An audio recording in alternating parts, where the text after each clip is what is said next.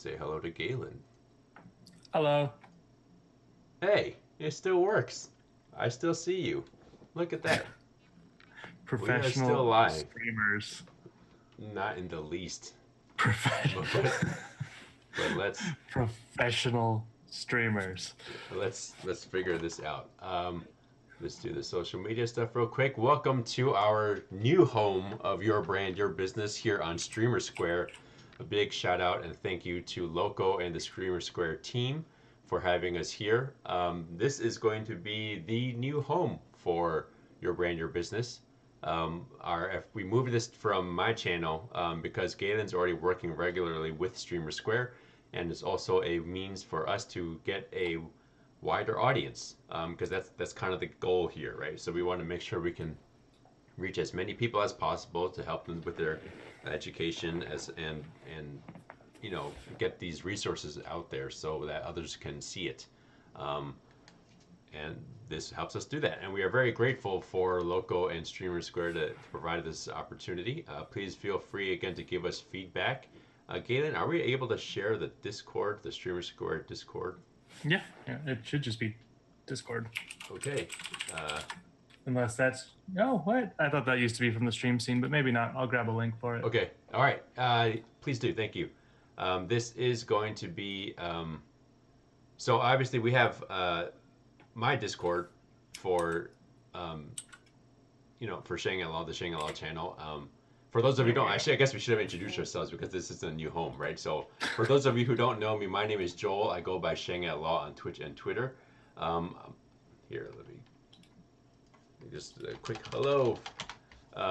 And then, so I am an attorney. My background is in business law and tax law. Galen and I presented on a panel, excuse me, at TwitchCon, which was called "Going Full Time." Or actually, what was the official title, Galen? The official title was. I think it was. It's dangerous to go alone. It's Take this dangerous to business go alone. advice. Exactly. Yep. So, being the nerds at heart that we are, we decided to go with the obvious Zelda reference there. But it's so take this business advice. This is a continuation of the stream and show that we've been doing on my channel, called Your Brand, Your Business, where we're talking about business and financial and legal concerns for content creators and streamers and other freelance and self-employed individuals. So last week we had, was it last week? Look at Yeah, it us, was last almost Friday. doing it on a weekly basis, Nearly on schedule. nearly on schedule. So it If was. you don't count the 2 months that have elapsed between us saying we would do this checklist and now. Psh, yeah, I have an excuse. I had a baby. I don't know what your excuse is. You had a baby. Yeah, your excuse is I had a baby. Yeah, Okay. absolutely.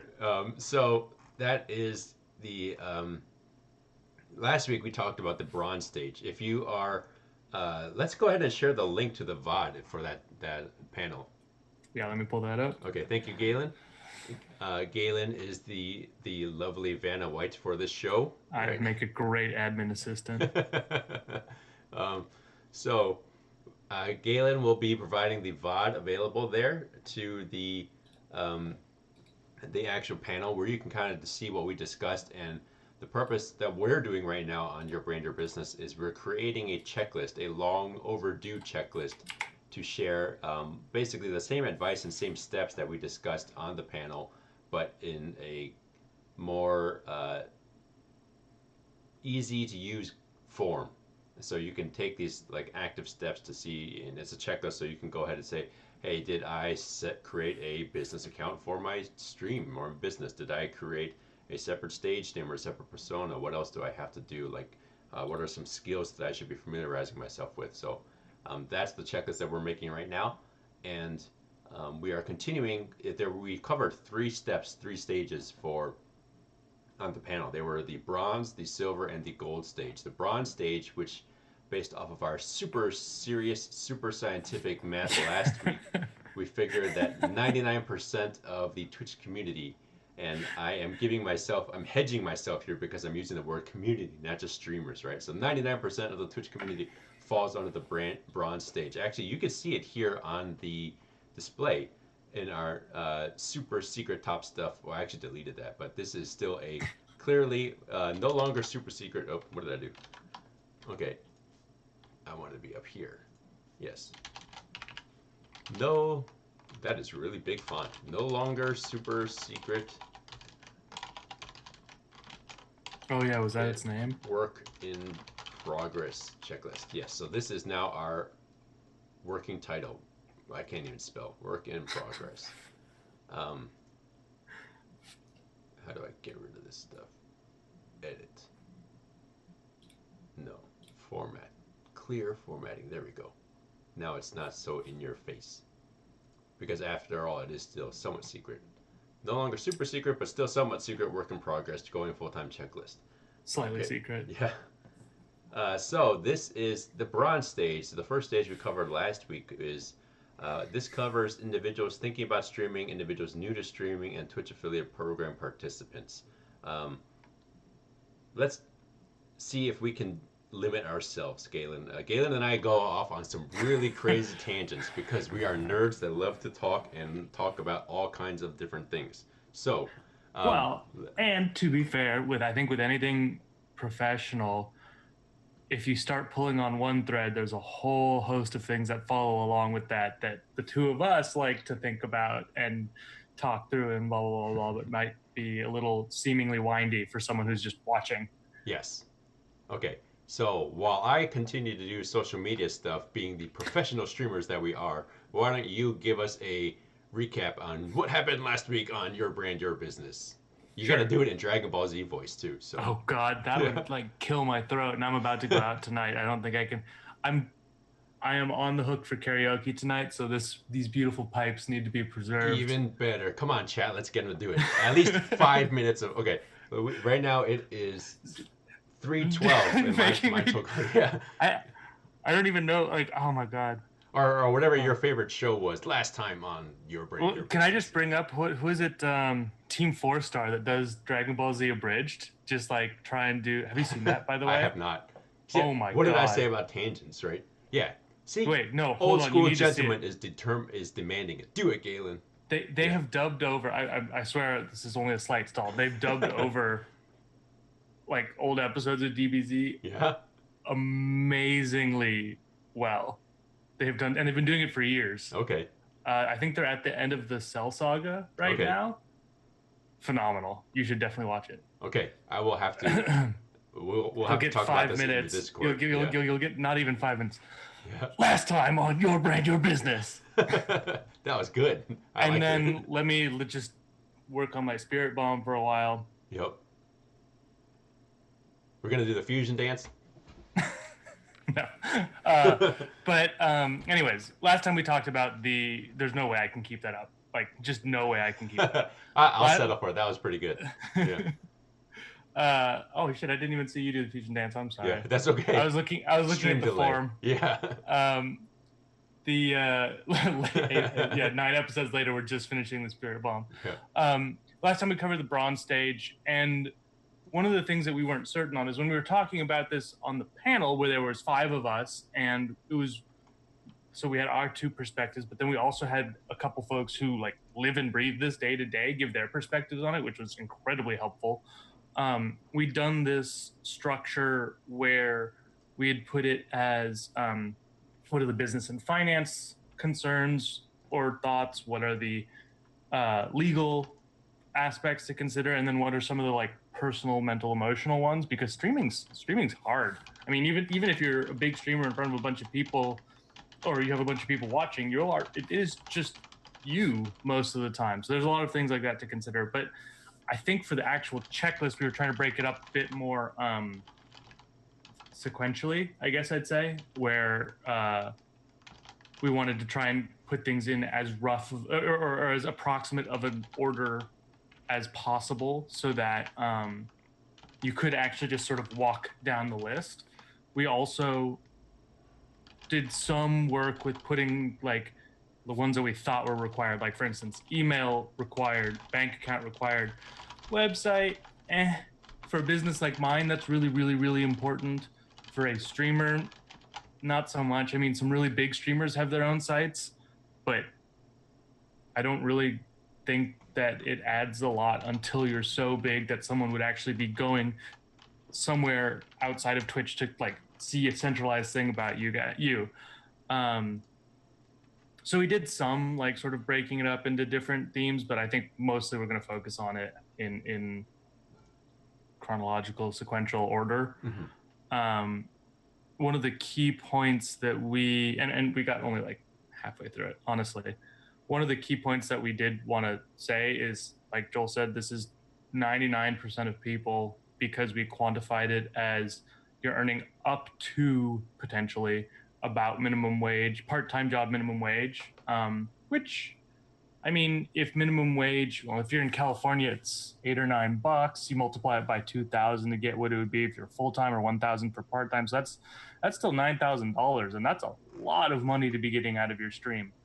One of the key things that we wanted people to see was just that don't quit your job here.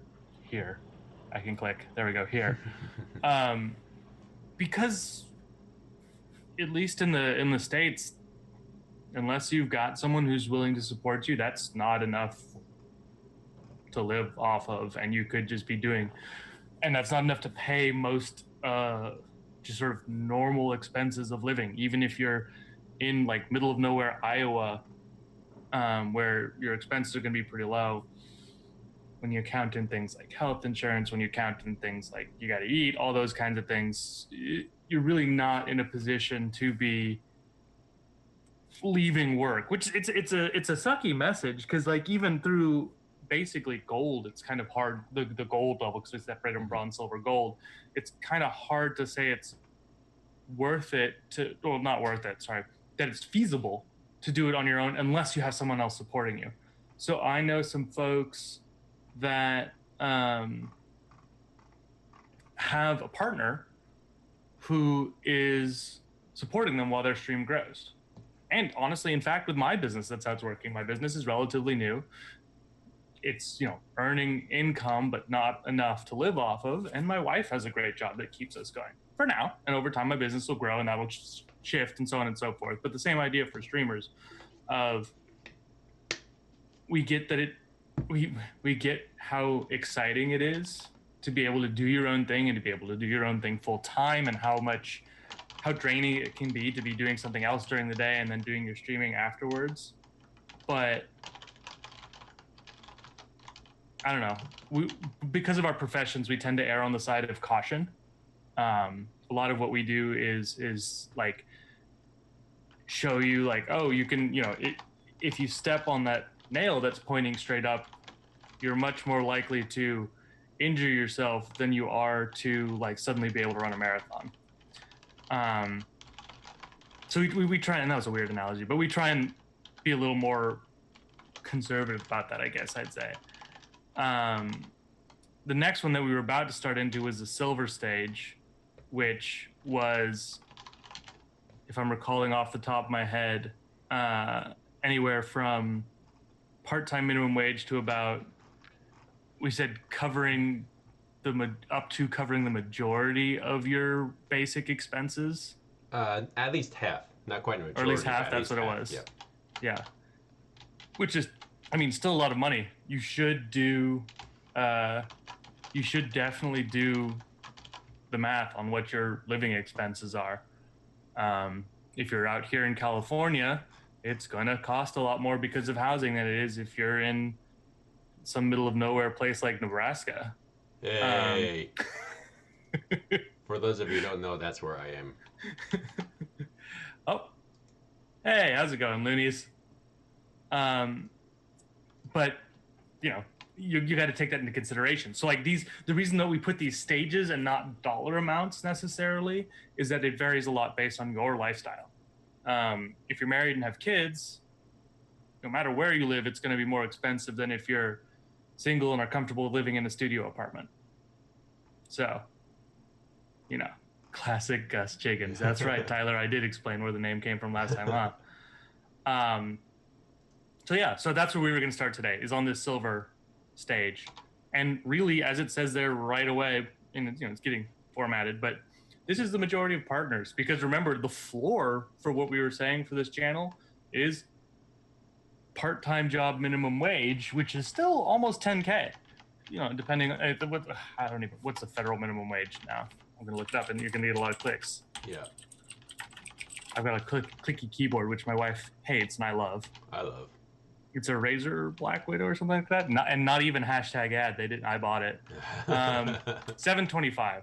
So there you go. I don't think that's changed. What? $72.50.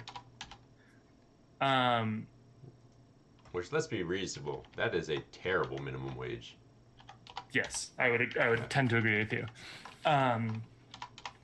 But that's that's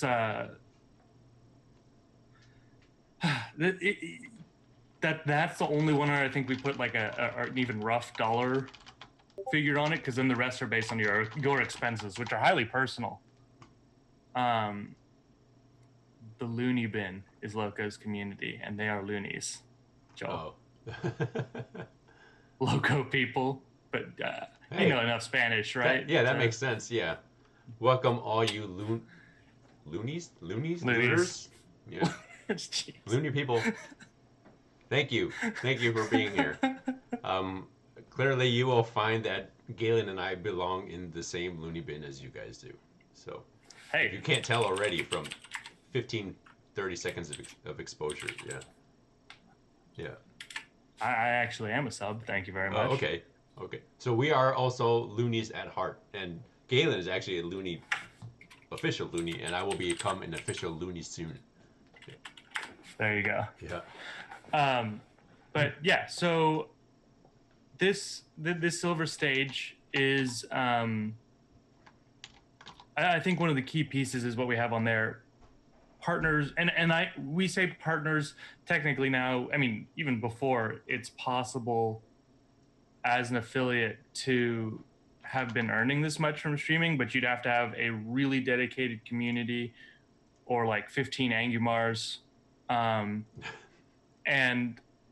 the point is, like, you'll need supplemental income basically. And this is, again, majority of partners. So we're saying partner because we assume that it's going to be, you're at sort of that level of size in terms of average viewership. One of the key things is when we were talking about that bronze structure, the bronze sort of tier, we picture these, and Joel sort of used this as like a branching skill tree where you start out with those basic couple skills, and then as you're building up, these all build on top of it. So it's not like this is a totally new thing to do. It's that it's building on the skills that you should have learned before. And if you didn't learn them before, now you need to go back and learn those original ones, while you also have at least a part-time job, while you're also doing a shitload of streaming. Do we have a swear jar on this channel? I would be in a lot of trouble. The baby doesn't even understand these words at this point, so that's Baby's too many not here. I'm using earbuds. Yeah. There you go. So I'm safe. So that's, I don't know, maybe this isn't for like how you do it, but for me, I aim to work with people who are comfortable with me being in a t-shirt and having at least modest swearing as emphasis.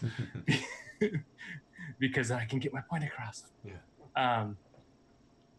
But anyways, so Angumar is a loony, by the way. That's, I don't know if you knew that, but that was the thing I was going for before. Gotcha. Yeah. So anyways, that's what we're going to be working on now, is that silver level. Yes. And where did we leave off? We didn't cover any of the silver level.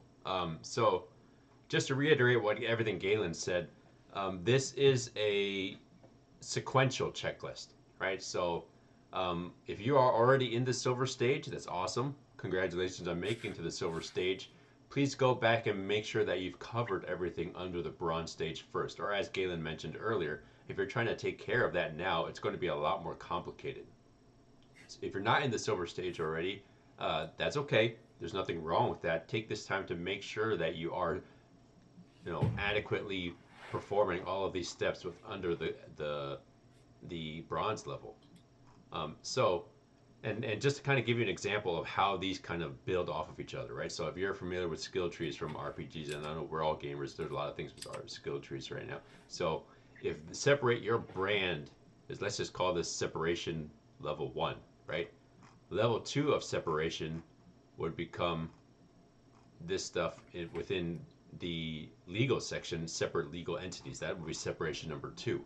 So, but all of that can only be done once you've taken care of everything on separation number 1. So that's how we're working off of this checklist.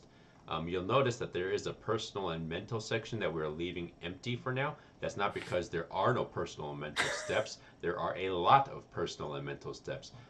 This is a section, sorry for the dog. This is a section that we would like to bring on a content creator because Galen and I, while we are professionals, we are not as intimate with the intricacies of personal and mental sacrifices that need to be made as a freelance content creator or a self-employed content creator. So we'd love to bring on potentially somebody else who was on our panel to join with us. You can go ahead and watch the VOD now that Galen linked earlier to see what they had discussed. And we'd all obviously would love to have the same people on or even new people on to kind of discuss what they've had to go through in their own experience as far as personal and mental steps that they had to take.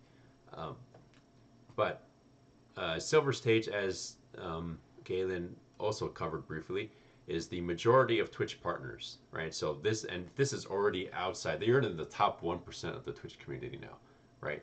But even then, this is the majority of Twitch partners. These are partners who stream part-time, partners who need to supplement channel revenue, and this is based off of our guidelines here. So Twitch is kind of like a second job for them, where they can cover based off of their net revenue, which we'll pause in a little bit for Galen to explain what net revenue is. Based off of their channel's net revenue, they earn enough to cover about half of the basic living expenses that they have. Galen, do you want to cover net revenue? Sure. So net revenue is Ernest, who's the CPA who was on your show recently. Yes. Gave me a minor slap on the hand for this. So net revenue is a little different than net income, which we'd previously been talking about. Net income, which was income minus expenses, and revenue is once you also take out like any sort of deduction that you can do. But anyways, point being, we're talking about like net income at this point for your personal or business finances. So all that is again, everything you've earned less everything that you spent on the business as an ordinary and necessary business expense. And so that's not hard to calculate when you have the numbers, but one of the key things that we sort of stress throughout this process is that you need to make sure that you're actually tracking the numbers. So there's that. That was in the bronze stage, wasn't it? It was. Yeah, and it's where you start doing it, because the sooner you start doing it, the easier it is, because when you start doing it, you probably don't have much in the way of income or expenses. Yeah. And so it's really easy to track. If you try and work your way back to it later, especially say at the end of the year, that's a lot of work. You might have just missed things. You might not remember particularly what something was for. So, it's good to start early, basically. And eventually you'll get to the size potentially where you need to actually, you always need to be doing it. You might get to the point where someone notices that you haven't been tracking this kind of stuff. Yes. Because they'll want you to pay taxes on it. I'll also say too, people don't like doing their accounting or expense tracking because it's tedious, because there's some things to it that can be like a little annoying to figure out, that kind of stuff.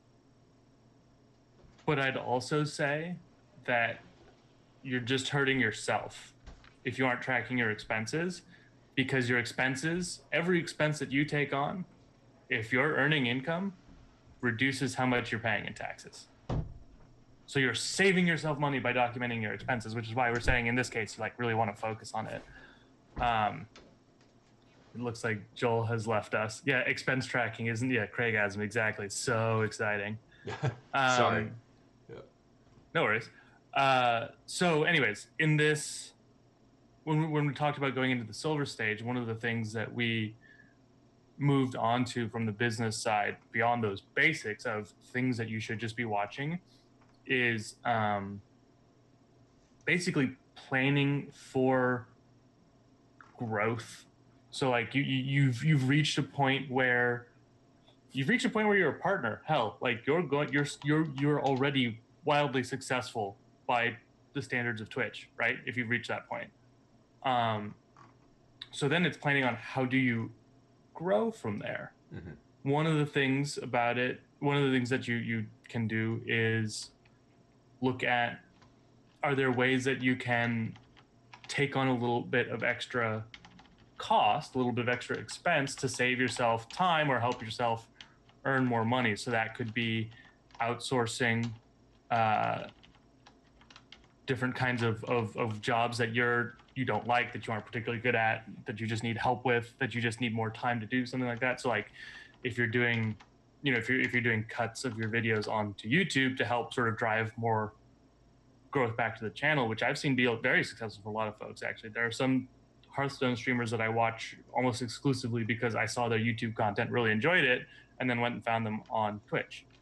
Um, so like those kinds of things, or even someone like we had the Hunter Wild on our panel, and he has a business manager who helps him figure out business deals that are available to him, like either coming to him or ones that would be good for him to seek out based on the games that he plays, his community, that kind of thing.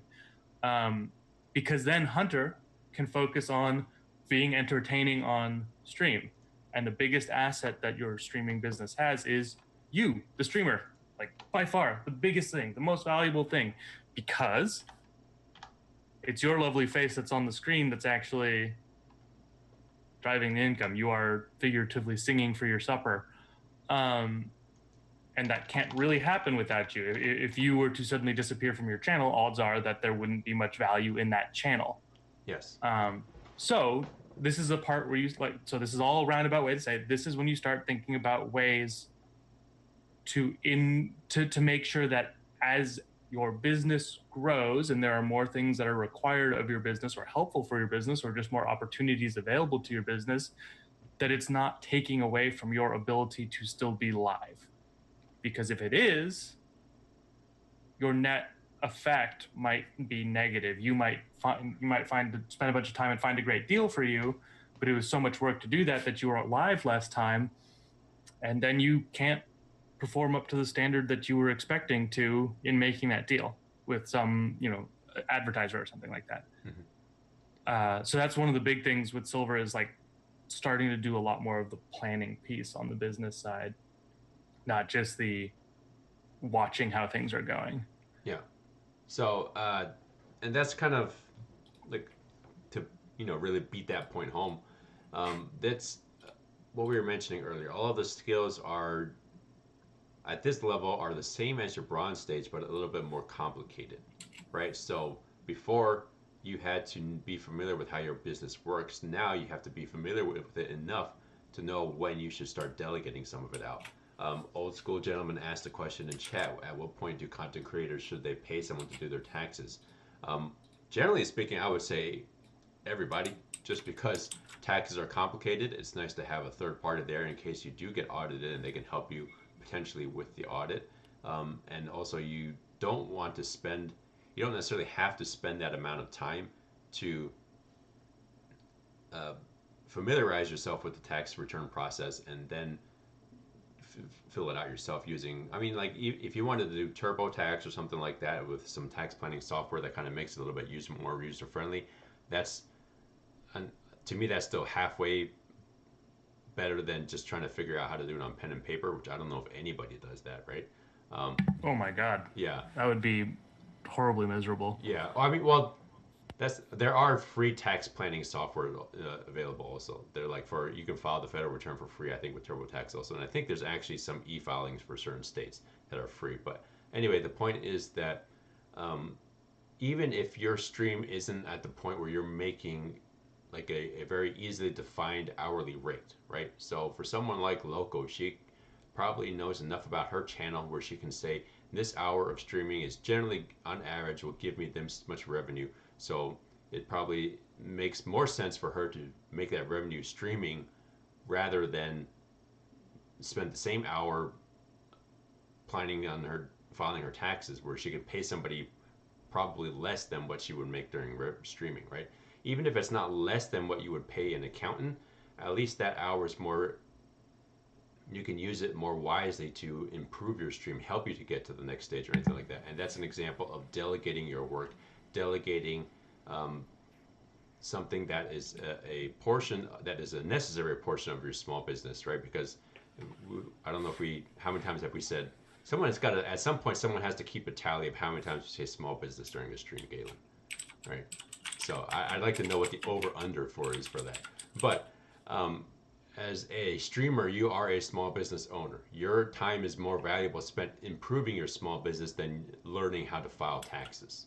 And so I would say, old school gentlemen, that I think just about any content creator who is serious about turning their streaming into more than just a hobby, or even if they are making it a serious hobby, that they are better off paying somebody to do their taxes for them. And like generally speaking, you usually have to pay what, maybe $100, $75 for TurboTax anyway if you're getting the product that's TurboTax will probably cost you about 100-ish bucks. Well, with the small business piece, TurboTax will cost you 100-ish bucks, and then accountant will cost you 250, 300. You know, if you go up to 500, like, so let's say you're complicated, that's still, you're spending a little bit more than what you spent on TurboTax for something that should be giving you more peace of mind, right? So there has to be something said for the value of peace of mind. Well, and again, TurboTax does a great job at what it does, but here's my stance on it. TurboTax asks you questions to find out what's relevant to you and relies on your interpretation of those questions to give its answers. Mm-hmm. An accountant, a professional, will ask you those questions, but will also ask you for more details so that they can help figure out the things that you don't know are relevant to you. And that's usually worth a couple $100 a year in taxes. Yeah. At the end of the day, TurboTax is a tool, right? And it's only a great tool. It's a great tool. It's a wonderful tool, but it's only going to be as beneficial as you are at using that tool. Whereas an accountant is another person, somebody that is actually there to help you get the job done, not just, make your job easier. They're actually there to do the job for you. And so I think that that analogy works for if you have a channel manager, moderators. We have a lot of wonderful moderators in this channel. Moderators help streamers do a lot of things that they otherwise would have to spend time doing, monitoring their chat, helping them make sure their social media is on point, making sure that they're, keeping chat engaged. All of these things that the moderators are wonderful at doing, it frees up both time and energy from the streamer, the content creator, to do the things that they need to do. Yep, right? Absolutely.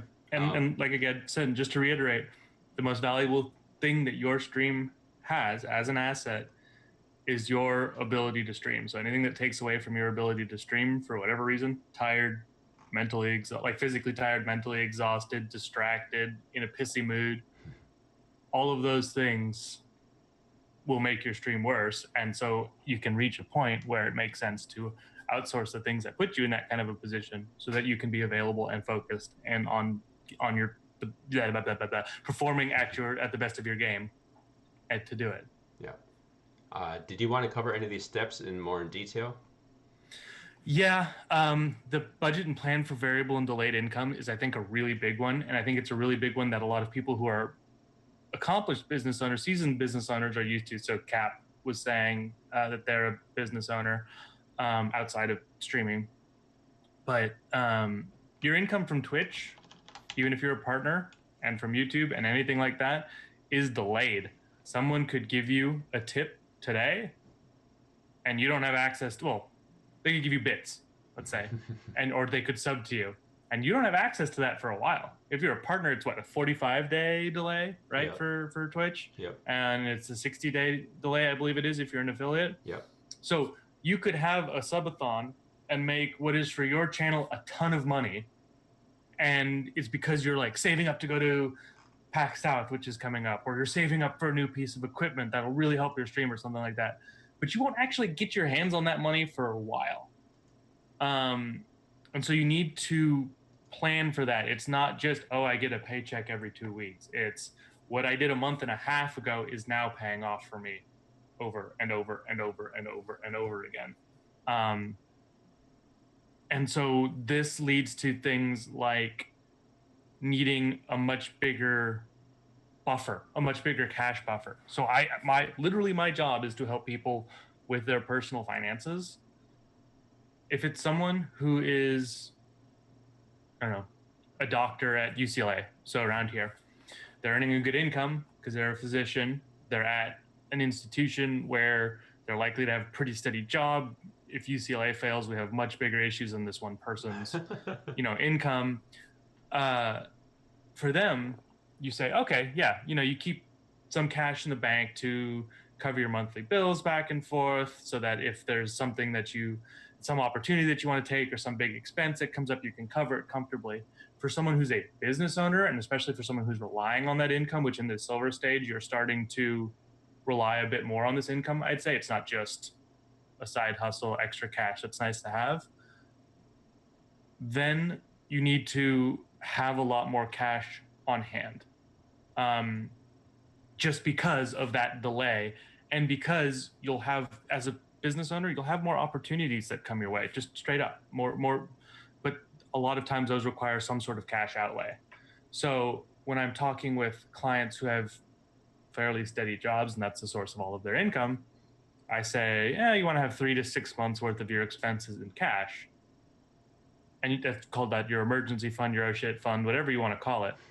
When you're someone who's a business owner and you're relying on that income, you want it more like 6 to 12, because anything that takes out your ability to earn income, anything that comes up and is something that would prevent you from working, like you get sick, like you injure your hands, like you get some sort of like throat thing, or just something that makes you tired and not very engaging.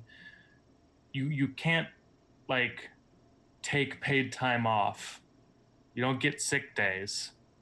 You can't, like petition a pool of your fellow employees to see if they'll like share some sick time or something like that, which I know are some systems that some companies have. It's on you. So you need that extra buffer. And that's one of the biggest things I think on the personal finance side that should come out of this. And the reason I say it here is because at Silver, you shouldn't be going full-time yet, but you should be planning for that transition if that's something you want to do. Plenty of folks, that's not their goal, to go full-time. And that's fine. It's a thing that they love doing, and it's earning them income because they're really good at it. But if you are planning on going full-time, you need to start planning for it basically in this Silver stage well before you're ready to do it, because then you have time to actually build up the required cash reserves, to get the different things in place that you'll need to do just the general business planning. And it takes a lot. Like I honestly think that most people who make the jump to full-time streaming probably do it too early. And again, I err on the side of caution because I'd rather my advice saved you from a catastrophic mistake than I would led you to take a big risk, which ended up paying off. So one of the, I think, sort of last pieces in this budget plan for variable, and delayed income, is that this is when you want to try and this plays into that next point, diversify your revenue. And so you have income that comes from your normal sources, people subbing, people tipping, people supporting you in different ways, buying games. If you're streaming Darkest Dungeon, which is one of my favorite games, and there's a little buy now button, and they support you that way. That's awesome. That's great. But that's also all on Twitch, or it's all on Twitch and like Streamlabs, right? Mm-hmm. This is when you want to start looking at other sources that are going to help you have a little bit more steadiness. Mm-hmm. That could be things like deals with companies like I know some folks like where like Blue, the company that makes this Blue Yeti microphone that I have, sponsors them, or Razer or something like that. It could be going to something like Designed by Humans and putting out some merchandise line. By the way, I'm gonna say you also want to get good at finding effective times to honestly hawk that merchandise, as sort of derogatory as that sounds, not because you're like desperate for money and you went live, or not live, when you went full time too soon and you need that income to pay your bills, but because you want to get some practice at it, and because you want to make sure that your community knows that there's a way to support you that might be different than the way that they normally do. And they could totally choose not to, and that's fine. And you shouldn't like freak if they choose not to do it, but like just sort of get used to that. It's basically practicing to ask, right? Yeah. Yeah, like a lot And of people let me just tell don't you, ask. Yeah. people are terrible at it. Yeah. Within the past week, I think I put out I don't have some massive Twitter following or something, but I put out a tweet being like, hey, streamers who follow me, I was told that I have too few items on my Christmas list from my family. Show me your best stuff. Like, let me put something on there from you. And no one responded to me. Not a single person said, I think that this thing that I have is totally sweet and you should do it. It's like, come on. So like practice that too. It's not, there are ways that you can do it where that aren't like dirty money grubbing, whatever you want to call it, where it's sort of naturally incorporated. It's question, would you worry significantly about support methods like Patreon changing their fees on short notice? Yeah, I saw that. I mean, honestly, my initial impression on that was it was a good thing for creators because it helps them see things a bit more, I think that's consistently. Yeah, and so but the caveat being that I haven't looked at it that in close. Right. Neither have I. That was my literally initial impression. Yeah. The initial impression was that it makes it makes sense for creators and for patrons, right? So basically what their Patreon is doing is that it's offloading a portion of the fees that creators used to pay for directly to the patrons. I think there was a graph that I saw somewhere that was floating around. Which is what Twitch already does with bits, for the record. So Twitch already does that with Twitch. There's no cut that Twitch takes from bits. 1 bit is 1 cent. But when you go buy a bit, it costs you more than 1 cent to buy a bit. It's like $1.40 or something. Which for is 100 right. bits, yeah. So yeah, for 100 bits. Yep. So that's what. It's not an uncommon practice. It's just one that wasn't there on Patreon. But I think the real essence behind that change is something that we're kind of discussing here in both these first 2 steps: budget and plan for variable delayed income, and develop your outside revenue sources. So I put supplementary steps under there. They're actually more like kind of descriptions of what we're trying to get at, right? So the reason that you have an emergency fund is because there are a lot of changes that can come that are outside of your control and inside your control, right? Some of the ones that are inside of your control, well, this one's debatable, right? But if you need to take a mental health day, if you are actually ill and you cannot stream or anything like that, those are factors that aren't necessarily within your control, but then they're not entirely outside your control either. But having a fund means that, because you're going to see a drop off in your revenue if you have a consistent and prolonged period of time where you are unable to stream. Having an emergency fund helps you navigate those changes in the differences of the income that you're bringing in, right? And especially because it's further complicated by the fact that we were talking about this revenue flow earlier. You're not going to see that drop off until a month or so later. Right. And then the Patreon stuff is a factor that's outside of your control.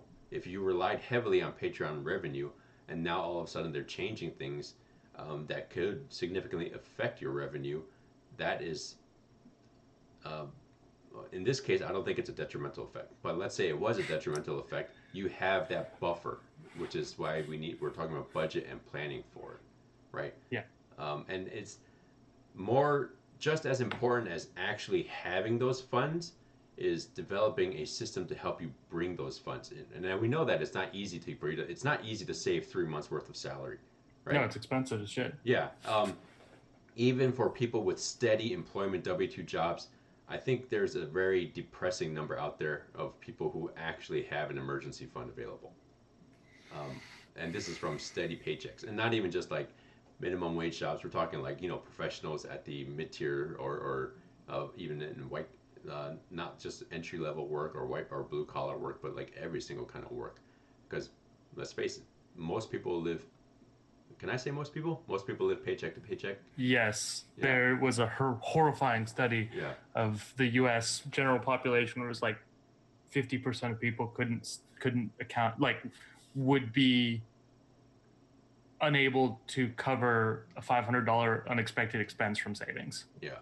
So I mean, like those that's a scary statistic for even if we're not talking about content creators. And then all of this is just exacerbated by the fact that you're self-employed and freelance and in a developing market and in one that many people still don't fully understand, right? So part of developing that plan to help you bring up that emergency fund is also having other revenue sources besides just streaming, right? I mean, YouTube ad revenue may be taking a beating and it may not be all that great right now, but it doesn't take that much more work to take a VOD, have someone edit it, put it up on YouTube, and all of a sudden you have another. It may not be a developed revenue stream, but it's something that you can build up, right? And Mm-hmm. there's many reasons for you to do that. Not only can you say, now all of a sudden I have potential YouTube ad revenue, but if you are approached by a sponsor, which at the silver level, that should not be so uncommon. Even if you're Yeah. cold calling sponsors, that's not uncommon. All of a sudden, you can say now, in addition to your live streaming platform, you have so many followers and subscribers on your YouTube channel. You can package things saying like, not only will I be speaking about your product on live channel, but then it'll also make sure you have a pre-video mention or mid-video mention or something like that within your YouTube channel, right? And also, there's a lot of different things that you can do to diversify your income without having to actually double your workload. And this kind of all of these are go hand in hand too, right? So it's having a video editor, which is part of delegating your work. All of that helps you to diversify your and develop what revenue streams without having to you know increase your workload that often. And there are people out there who are willing to work for experience, or you could do a kind of a mixture of Or a rev share. rev share, like a revenue share, like so your YouTube videos, I will give you this much percentage based off of my revenue, right? Or you can do a mixture of the both. You can pay them a flat fee plus a revenue share. So there's a lot of creative ways to address these problems. I can't even say they're problems. There's a lot of creative ways to address these obstacles that you have, right? Yep. And to directly answer Jabberwocky's question, would I worry significantly about support methods like Patreon changing their stuff? No. I'd keep abreast of any changes that were relevant to my business for sure. I'd monitor them. But since you exert basically no control over it, it's not worth fretting about. And part of the peace of mind aspect that we talked about earlier, if you have this kind of emergency fund and all that stuff already, even with these things that are outside your control, you don't have to fret them as much, right? Mm-hmm. And I've actually got, so one of the things that I help clients with, it's a portion of my business, but probably not the primary part, I'd say, is helping them with their investments. I help people figure out their investment plans, manage their investments, that kind of stuff. One of the things that is really common to do is you build a plan that someone's comfortable with, even if you can do the math on it and it's probably mathematically suboptimal. Why do we do that?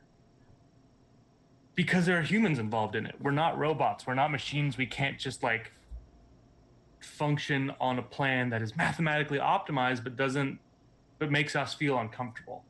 So when I'm working with people on their investment stuff, we will usually set aside more cash or go a little less aggressive with their investments or something like that, because then they can actually sleep at night. If they're waking up at night freaking out about their investments, I've not done a good job with their plan, because then they'll just at one point snap and go, this isn't worth it anymore. I can't keep doing this. And then they'll stop altogether, which is much worse than them doing something slightly less optimal, but continuing to actually do it.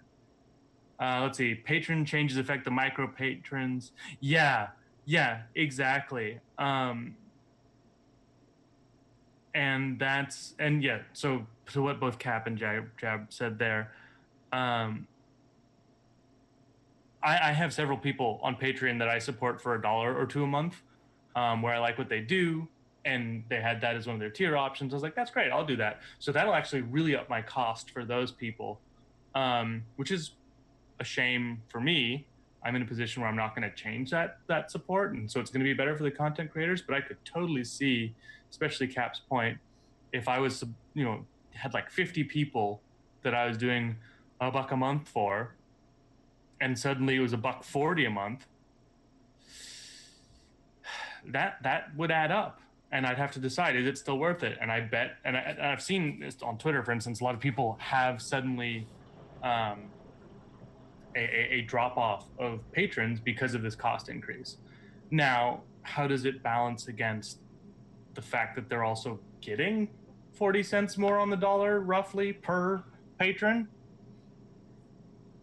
That's hard to trade. That's hard to figure out, right? Like, if it used to be you got 60 cents or whatever the math was. Oh, $1.38. So if it used to be you got, okay, it used to be you got 62 cents and now you get $1, but you lose a third of your patrons who are at that dollar level. The math still kind of is doesn't exactly check out, but comes pretty close, right? Like you're about even there. So it's hard to figure it out, and we'll have to see how it plays out. But the thing is, like, you're not going to help yourself if you're just freaking out over those kinds of changes preemptively, or even, for me, I tend to think, unless it's like very clearly something that's going to dramatically change your revenue, I think it makes sense to wait a little bit, see how it falls out, and then react to it. I mean, from what they said, and I tend to believe them, Patreon's move on this was designed to be something to give more reliable data to their content creators, because they would know they would be getting whatever that tier was every month, as opposed to getting that tier less fees. So we'll see how that plays out. But at this point, I'm just watching it and seeing what comes out of it, as opposed to particularly like saying it is better or worse or something like that. Because again, think about it this way: if you had a business where you sold, they always say widgets, right? Or, well, hell, you know what? We'll say professional services because it's even more relevant. If I'm running my business and I have my bed of my normal like set of clients who are paying me whatever they're paying me per month, and I double my fees and lose half my clients, is that a bad thing? Because I just cut my work in half but kept the same revenue, right? And so that's not to say I'm planning on doing that. And that's not to say that that's always a good decision. But for things like this, I think it makes sense to take some time and see what the actual effect is, as opposed to freaking out about it ahead of time. Because if someone lost 20 patrons at their dollar level, but had 100 patrons paying them $1 per month, they actually are getting more money. They're getting $80 instead of 62 per month. Yeah. So, we got to see how that actually plays out in reality. And I think there's knowing that I missed a bit of what was said, but I'm catching up on chat. I think there is some maybe undue negative feedback or negative backlash towards Patreon regarding the changes. Being a small business owner, I can understand why they do those changes, because there are a lot of transaction fees that are charged by the credit card companies. And they're typically within like the 35 cents per fee, right? So when you have so many, and as Cap 1OP said, so many microtransactions and micro patrons, the amount of fees that Patreon has to pay in relation to how much they're actually generating off of those micro patrons, I wouldn't be surprised if Patreon was actually losing money. Off of, if we just examined those $1 tier individuals. Mm-hmm. I think what I noticed was kind of admirable was that a lot of Patreons or creators were saying they wanted to be able to still take those fees out of their portion, right? They didn't want it to affect the patrons, but the creators wanted to continue, you know, handling those fees. Um, I think that's very good foresight on behalf of the creators, because they know that with these fees in play now, that could significantly affect the number of patrons that they have negatively. Because like Cap was saying, it's not a big deal to support. Uh, let's say you were supporting five different people at the $1 tier, and that was costing you maybe $5 to $7, right? Under the new model, that might cost you upwards of $10. So then you have to sit down, and if you're budget conscious, you have to sit down and say, oh, out of these five people, how many do I really need to? And you might cut one, even though just to keep you within that same $5 to $7 range. And now that negatively affects the person that you cut. And if you take a look at that on the like a massive scale, that people could see, even after even though they are taking more home on a net basis, because of they would lose patrons, then they actually that negatively affects their revenue. I mean, like this is all a lot of speculation on our part, right? Because none of us work at Patreon. Yeah. But at the same time, the bottom line is that if you have these contingencies in play, right? Because we talked about this being a plan and this being a checklist and a guideline, but at the same time, it has to be a dynamic one where you're actively adapting to whatever changes are out there. So that's why these aren't like the super detailed, like written in concrete kind of steps. These are steps that are somewhat fluid to help you to be able to make those changes to adapt to the changing landscape, because there's no way that any of us can predict what's going to happen 6 months from now in this space, let alone a year from now. So that's why these steps are written that way, so that you can kind of better handle the unpredictability out there. Yeah. And with the Patreon thing, I mean, if it is 38 cents on the dollar for that dollar tier, which means that they used to be getting 62 cents on the dollar of pledge, they'd have to lose over 60% of their subs for that math not to work. Of their dollar subs. Because the 35 cents plus 2.9% is actually kind of high for a credit card processing fee. So there must be some small one for Patreon in there as well, because the standard credit card processing fee is 2.9% and 30 cents. I know this because I let clients pay by credit card. And so whenever it's like, I get my thing like, you got paid this much. Oh, but you're actually receiving this much. Like, damn it. But then on the other hand, that is an expense. So, I don't get taxed on less. Yeah, I don't know how accurate this is, but this is what I'm seeing.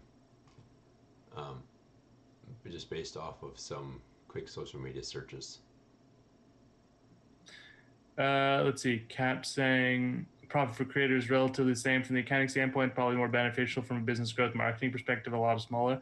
Yeah, it's always better. Well, not always. It can often be better to have more clients paying less, because then potentially they could grow into clients who are comfortable paying more, so on and so forth. I totally agree with that. Yeah, generally speaking, you don't want 80% of your revenue coming from one client, because right. If something happens to that one client, there goes your business. Absolutely. Right. But I think people are maybe slightly over freaking about this change. Yeah, I don't think it's going to be overly detrimental or beneficial one way or the other. I think it's just, things get kind of blown out of proportion sometimes on the internet. Ooh, go figure, right? But I think it's a good lesson that we can learn from this, is that there's a lot of things that you can't predict anyway. So do what you can with what you're able to help you mitigate those things that are unpredictable. So do you feel like tying this back into the silver tier? Yeah, let's do that. Right. So now we're moving on to the legal side, which I think, and I think this is like a lot of those things that plan for growth. We had discussed that. That includes delegating stuff, figuring out what are your next growth avenues as a content creator, whether that's doing another platform, whether that is, starting to look for more sponsorship deals or starting to look for more um, ways to like add value to your community. Like we've seen that with movie nights, we've seen that with Christmas cards, we've seen that with what are some other examples I've seen like pins. I've seen pins. I've seen just a lot of cool things that are out there. Yeah, the That's pins are really yeah, cool. to incentivize growth, right? But at the same time, this is still, even with all of these steps, and like this seems like a lot too, which it is a lot. At this point, you have a legitimate business that is not laughable by any means, right? So you have a lot of working pieces here, but we still highly, highly recommend that you think long and hard before quitting your job. Because if at the end of the day, based off of your net take home, it's only enough to cover about half of your basic living expenses, then it's a lot of work. This is a lot of work. And that's Yeah. kind of why, we should go back and harp on that. That this is, when we're talking about enough to cover based off of your wage, this calculation is based off of both the hours you spend on camera and off camera, Right. right? Actually running the business. Yeah, so actually running the business. So 10 hours on camera is usually what I probably at least 12 to 15 hours total, right? Because you still have to spend 2 to 5 hours planning this stuff. Even our, what's a affectionate term I could use other than piddly talk show? Our fledgling talk show, even our fledgling talk show still requires a significant amount of work off camera, and that's only further complicated by having two different hosts or whatever, right? So there's a lot of work that goes on just behind planning a talk show. I can't even imagine you're doing like a steady, consistent stream where you have to deal with different games. You have to deal with all of the Mm-hmm. technical aspects of will this work with my computer? Will this mess up my broadcasting software? All that other stuff. There's a lot of work that goes in off camera, dealing with your community, handling your moderators, right? Not that you guys necessarily need handling, but like even if you have a very good professional working relationship, the streamer still has to be able to contact the moderators and kind of explain what's happening, what are some things to look out for, right? It's just all part of management. Um, so all of that time spent managing your community and your brand still has to be accounted for, because that hour that you spend managing your brand is an hour that you didn't spend working at another job that was paying you hourly rate or streaming that was generating you revenue, right? There's a reason we call this show Your Brand, Your Business, because all of your brands are businesses that require a lot of work. So when your net revenue is still not enough to cover more than half of your basic living expenses, and what are some of those basic living expenses? We're talking about rent or a mortgage payment, your cell phone bill, your internet bill, so all of your utilities, right? Insurance, which I would highly recommend all of you have, and it's timely because today is what, the 9th, and the deadline is the 15th. You have less than a week if you live Yeah. in the US to apply for your Friday.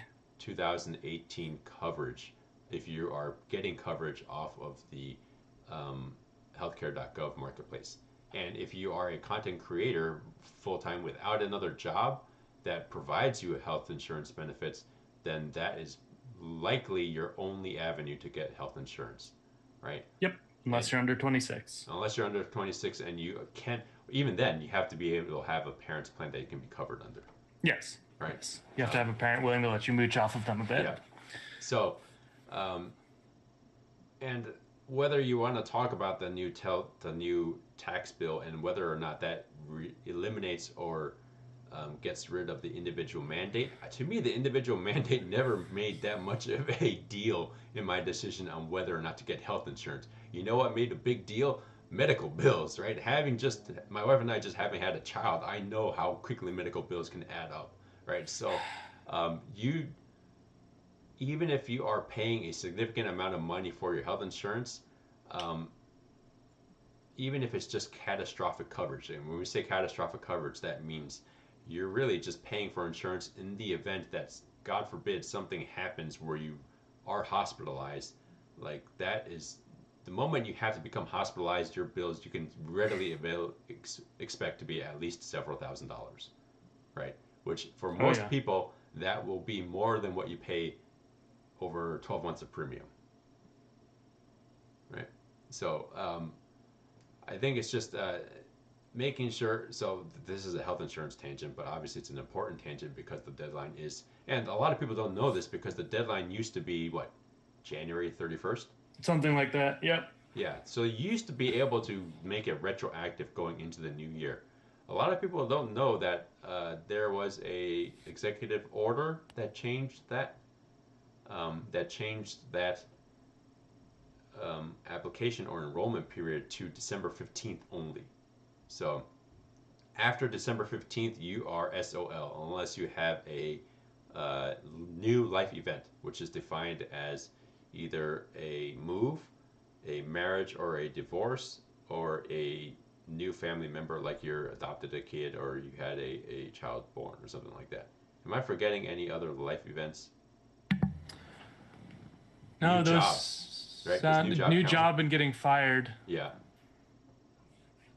yeah, new job and losing a job, yeah, because that tends to be a common source of access to health insurance. yes, yeah. So So yeah. that is the reason we got into health insurance because that was a basic living expense, right? Because the Oh truth, yeah. yeah, for self-employed individuals, health insurance is a basic living expense.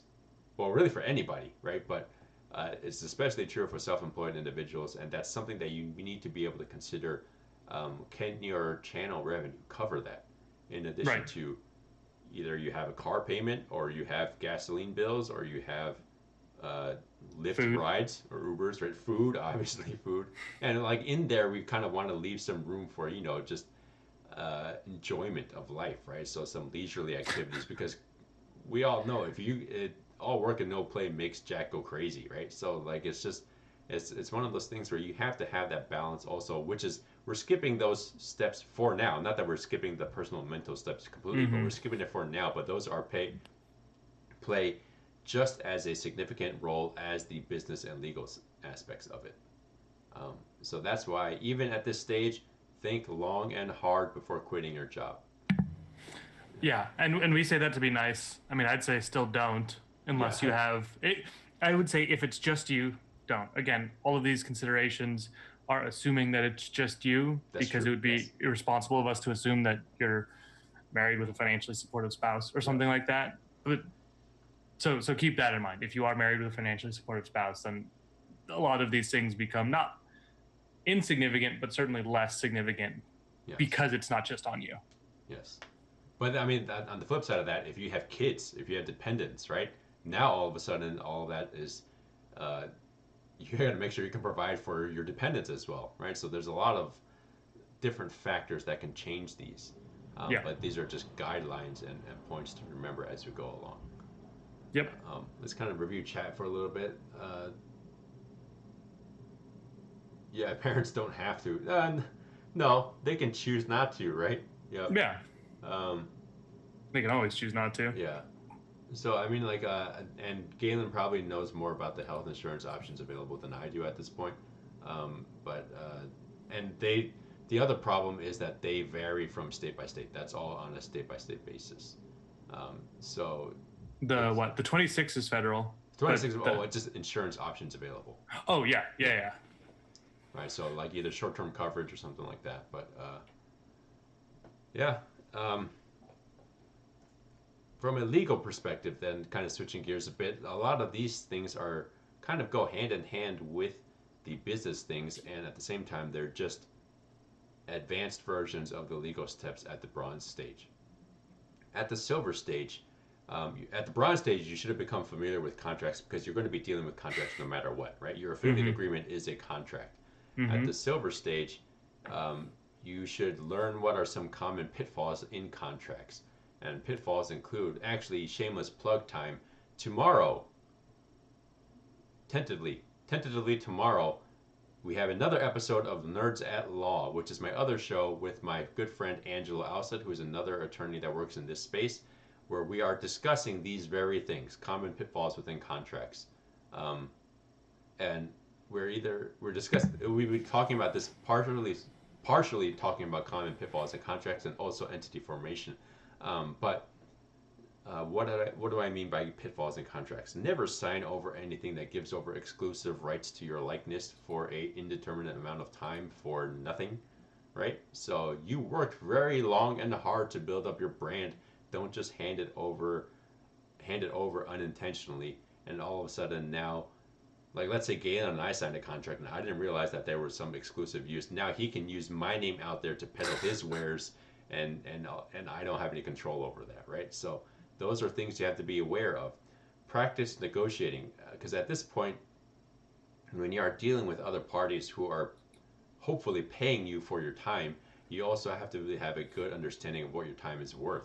Um, don't be afraid to negotiate, and that goes into practicing. Just like Galen said earlier, don't be afraid to ask for sales. Don't be afraid to ask for support.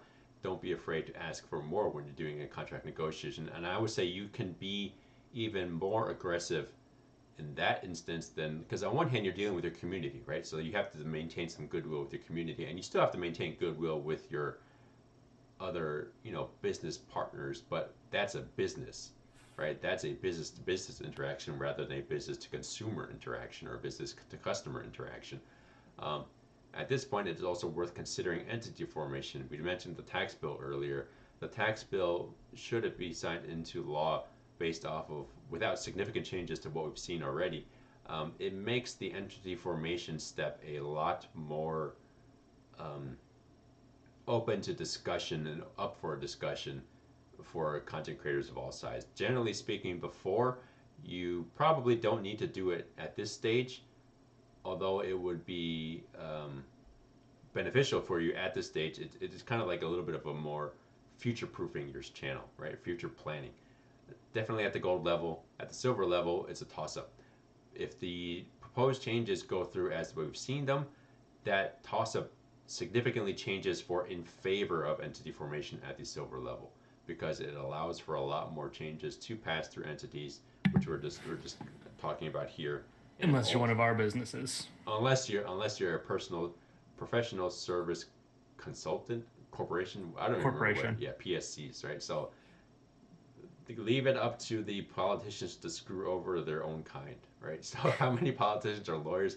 So if you're an attorney, if you're a financial representative, if you're an accountant, you are not. Or if you're a doctor, you're not allowed to do these things, right? But at the same time, streamers generally don't fall into those categories, so you can consider entity formation at a much earlier point.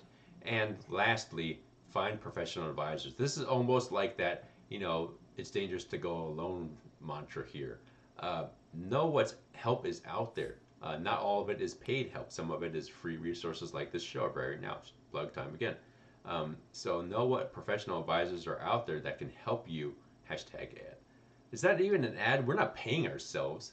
Hashtag sellout maybe. Hashtag self promotion. But so we're not.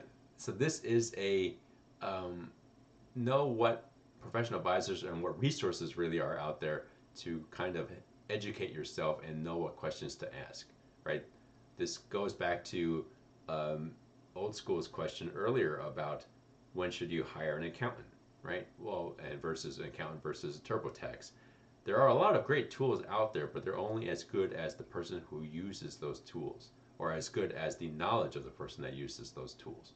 Um, Rather than relying solely on your use of the tool, why not hire a partner or hire somebody to help you to do those things, so that you don't have to worry about learning how to handle TurboTax. Instead, just hand it off to them.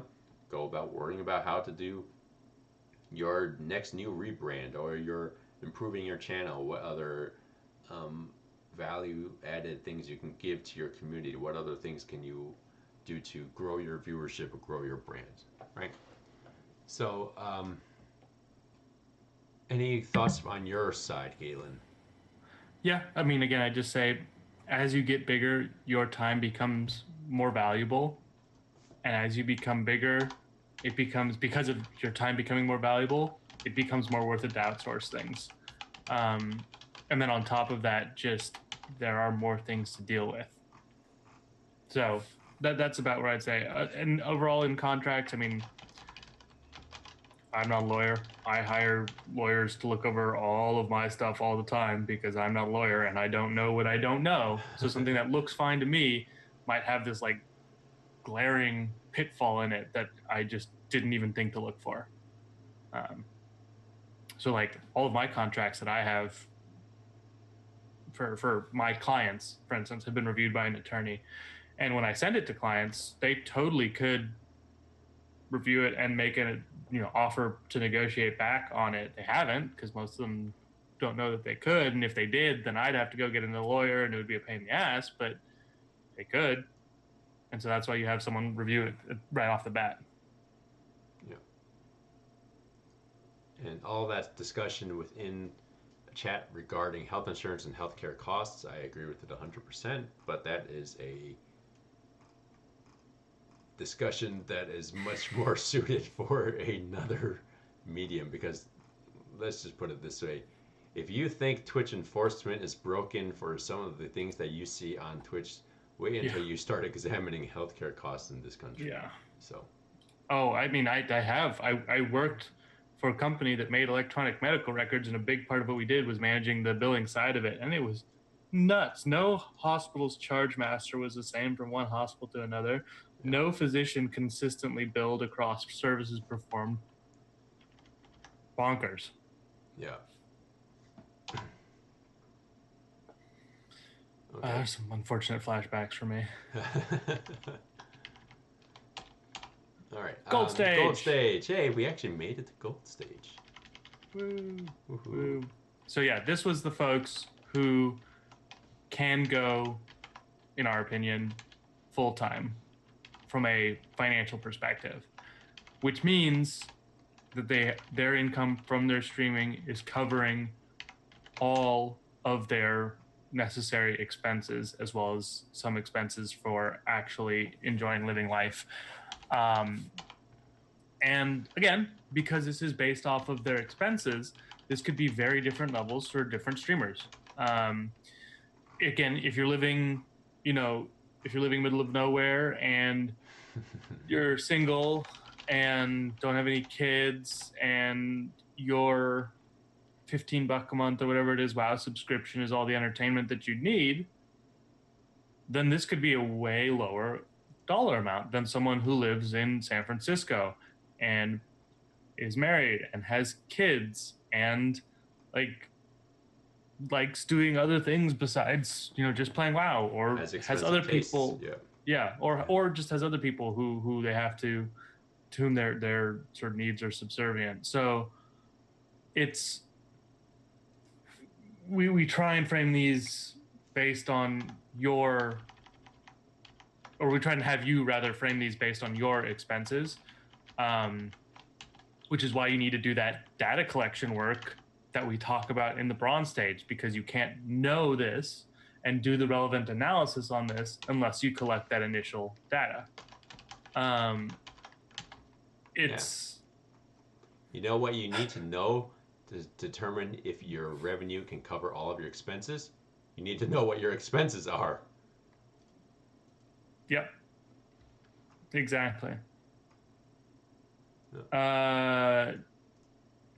Jab's asking you something that I know the answer to, but is much more your realm.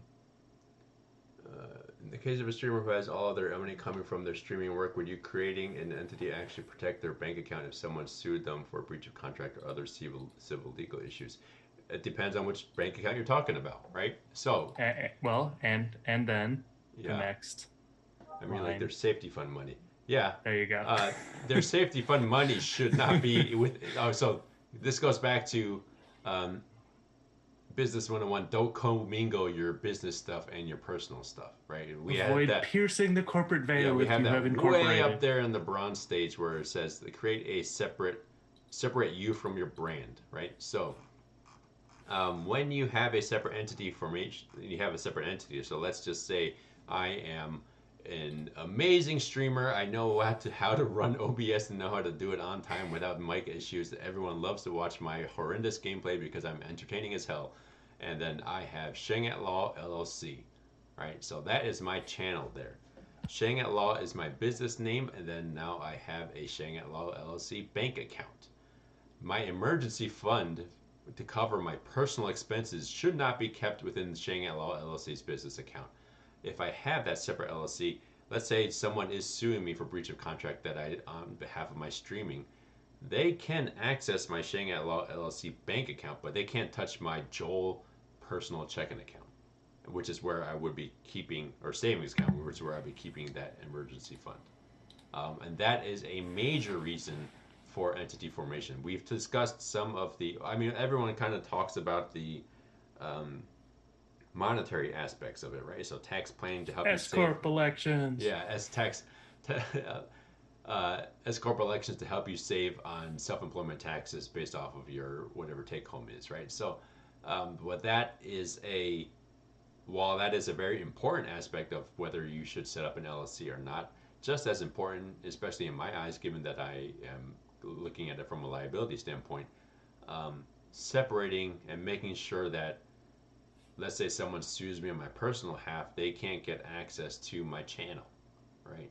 If someone sues my channel, they can't get access to my personal stuff. Having that clear separation goes a long way towards peace of mind. A lot of these steps, really, at the end of the day, the most important thing is peace of mind, and that's what the purpose of these steps are. Yep. But that's a great question, Jabberwockies. And also to your second question, yes, and that's setting up a payroll piece there. In general, you should be paying yourself from the business. Yes. Because that creates a clear trail that you are separating things. Hey, look at step number 2 under business and personal finance. Establish a payroll. Yeah, exactly. Right? And even before then, I mean, in general, it's still helpful to do because it'll help your tracking. Yes. Because that way you're keeping, so this is my little tirade on the finance side, that paying yourself from the business will help your tracking because then you will know what the business brought in and what it spent. And then from any excess, you may pay yourself. And then on your personal side, you can then again see what you brought in and then what you're spending. And it's really relevant to keep those separate. Yeah, no, it's totally fine that you missed a lot of the previous stream. Don't worry about it. We expect to reinforce a lot of these things over and over and over again. Yeah. But that is an important step to take, and there are legal reasons to do it, like Joel was saying, and then there are personal tracking reasons, which are also just, in my opinion, and maybe my opinion's biased on this because this is my job, but in my opinion, are also really important for you understanding, are you actually spending in a way that's wholesome and meaningful to you? So yeah. And the payroll should be variable. Like you can just choose to pay yourself whatever you want to pay, right? It's not that you have to pay yourself every single 2 weeks. I mean, best practices would mean that you pay yourself every 2 weeks and you pay yourself the same amount every 2 weeks because that helps you to do better budget planning. But some months may be really great and you want to pay yourself a little bit extra. Some months may be really bad and you can't afford to pay yourself out of your LLC. When there's no law stating that you have to pay yourself every single month. Absolutely. I mean, if you really wanted to, you could just cut yourself one big fat paycheck at the end of the year. So you only pay yourself one time out of the whole year. Would I recommend technically, like maybe the most effective way to pay yourself if you want to do it from like a make your life easier on taxes and everything would be to pay yourself once quarterly. But that's really freaking hard to manage on the personal side. Yeah. So on the corporate side, that makes perfect sense because then you can just look back, figure out your tax situation, then figure out what you want to pay yourself. You know what? However, like even more advanced planning, it's just it's kind of it's almost like idiot proofing, right? So I know that I would have a very hard time making sure I pay my quarterly estimates. What do? I withhold income tax from my LLC to myself. I withhold payroll taxes. That's not the most financially savvy thing because if in essence you're giving the government an interest-free loan because you're paying them money earlier than you have to, and they're not paying you interest on the money that you pay them or that you give to them. But to me, that peace of mind knowing that I can just do that, and at the end of the year I'll get a refund when I file. That's to me, that's worth it. So there's a lot of this is definitely Galen and I nerding out and showing our like your nerd is showing Galen, but Yes. this is there's a lot Ignore of the WoW shirt that I'm wearing. My nerd is showing from this. this is a lot of there's a lot of stuff that you can do that is somewhat cool or okay, You have a relatively lot of speaking cool. you have a lot of Subjectively flexibility speaking cool. as a business owner Yeah. to determine how and when you're paid, assuming that your business is earning enough money to pay you. Yeah. Yeah. Yep. So, and that's kind of the thanks. That's a wonderful question. That was a really good question, and that sets up a lot of the things that we're talking about now. Yeah. And Cap. yeah, Exactly. That new video card and fourth monitor, vital to the business. hey, just because it's supposedly the law states ordinary and necessary, but that doesn't actually mean that it has to be necessary. It's kind of like what's par for the course for your industry. And I would say a fourth monitor is generally par for the course for streamers. Yeah. Well, actually, Jabber, it could, honestly. Like, and it depends on what your business is. Yeah.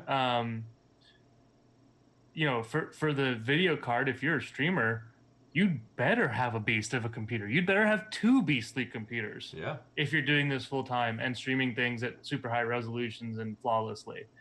And if you're someone who has an office where where you want information to display really big as people come in, a monitor like that or a TV like that actually could make sense. Yeah. Like it's not the thing is with business expenses, you need to be able to validate them when you get audited. Yeah. If and when you get audited. Yeah. So this is kind until of then, no one's going to give you shit for it, honestly. So I'm not saying spend ridiculously, but what I'm saying is, if you can make a reasonable justification for why you needed it, then do it. And it's exactly, Jabber, that makes a lot of sense. A Just Dance streamer who is Little Siha, right? I watched her stream. Mm-hmm. She's really freaking good at Just Dance, but she stands all the way back in her room from the camera, but needs to be able to see what's going on, obviously, to dance. Although it looks like she's memorized everything, which is really impressive. Yeah. But the point being, she may actually need that. Yeah. So, hey, Ernest, how's it going? Warp No, for those of you in chat, Warp No is he's a CPA. That's his day job. He is the one who was a special guest on our My Nerds at Law show last weekend where we discussed the tax bill.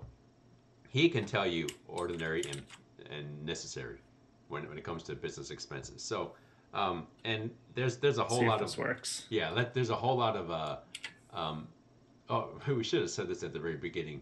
This is for educational purposes. We are not giving you our accounting. An attorney forgot opinion. this. Yeah, I know. Accounting yes. forgot. Okay. The AdCom did work. Yeah. So sorry. This is our. That's the disclaimer, right? I don't think I have a disclaimer command here. I have to set one up. But this is our. We're providing this as an educational opinion, so there's no actual professional working in a relationship here, right? But a lot of you have to kind of examine about one. Would the IRS even understand what a Titan V card is or a 70-inch 4K LED OLED monitor, right? Two, what are the chances that, given their extremely short-staffed situation, that they will actually pick your monitor, your return to audit? They will look into the detail of level, like, is this a ordinary expense and whatever, right? So there's a lot of different factors at play, and like Galen said, the best thing is the real crux of the issue is, can you legitimately defend this should you need to before the tax court or before the IRS, right?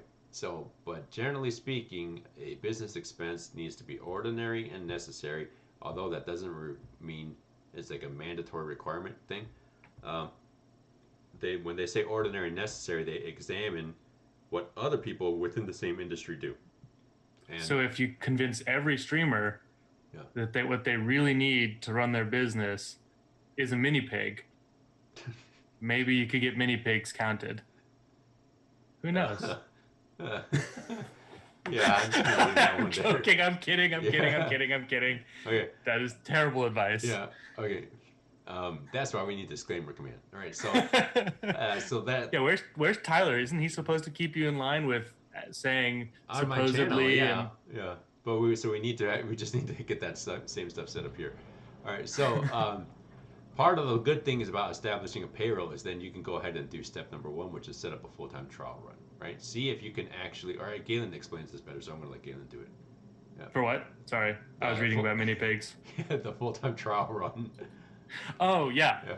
So one of the things for when if you are planning on going full time with your streaming, one of the things that we really recommend about that you do is a trial run on going full time, which means live as if you're only earning income from your stream for about 3 months at least, I'd say, because that gives some time for sort of odd expenses to pop up and things like that. But that means you've done the analysis on the fact that you're making enough to cover your expenses, that you're comfortable with leaving your job, and then wait a bit more and actually try it out. So any income that you're earning from other jobs, put it in that emergency fund, let it build up, and just live off of what you're earning from streaming. And I mean the 45-day delay what you're earning from your streaming after taxes, including all of your expenses, like the fact that you'd have to spend more on your health insurance because you aren't getting it from your employer anymore, that kind of thing. I think that's really important because it's easy to have romantic views of like, oh, I could totally live a life just totally happily off of that much money because I'd be full-time streaming and it's the coolest thing ever and I'd be so happy. Actually give it a try. Are you okay with not earning as much income and maybe seeing your bank account shrink for a while or just barely tread water? Are you okay with the fact that you're giving up some things that you're probably going to be giving up to do streaming full time, like the socialization that you get with coworkers at work, if that's something that is valuable to you? I know that's something that's really big for my wife. Or is it that you have to give up going out with friends as often because you just straight up can't afford it anymore because you're going full-time streaming? There are all these things that are easy to write off as not significant until you actually experience them. So I really recommend doing that 3-month at a minimum trial run of living off of those expenses.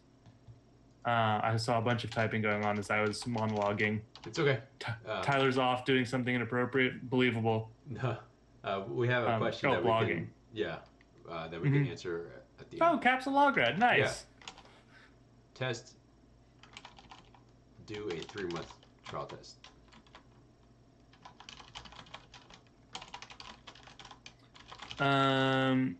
Yeah. I have to worry all the time about not doing what is it, unlicensed practice of law or something like that. What's the phrase? There's a specific phrase. I don't remember. Because a lot of the stuff that I study does tread into the and advise on does tread into the legal realm, and I need to be able to make sure I'm like of law. Unlicensed. Thank you. Make sure that I'm not doing that. For writing, I mean, I probably could be a little better about disclosure and stuff like that. But the point, at least for me, for my business, and I know I'm not an attorney, so I assume it's at least slightly different for your business. But for me, it's if I'm not being specific, if I'm not giving specific advice and I'm just explaining a concept, it is up to the reader how they interpret that. Disclaimers also go a long way. Disclaimers can go a long way. Right? Yeah. If only we'd done one. We did do one. I don't know what you're talking about. We did do one. So yeah, I'm just going to cover the legal section really quickly, and then we'll take questions of any kind. It doesn't have to necessarily be relevant to wow, this we've been checklist. blabbing for a while. Yeah.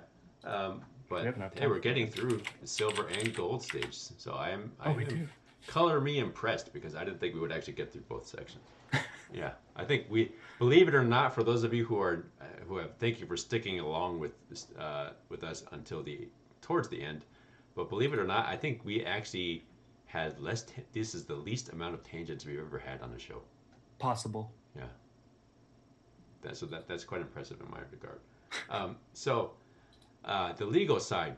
Um, at the silver stage, a lot of these were suggestions. At the gold stage, those suggestions now really become, I would say, mandatory requirements, which is protect your business and your brand. When I Yeah. say protect your business and your brand, I'm talking about not just legal protections now, uh, as in legal protections or business legal protection. I think that would be a better way to say business legal protections. Why do I'm going to blame this on newborn brain again. Protections such as, i.e., uh, a separate legal entity, right? So this goes back to what Jabberwocky mentioned earlier.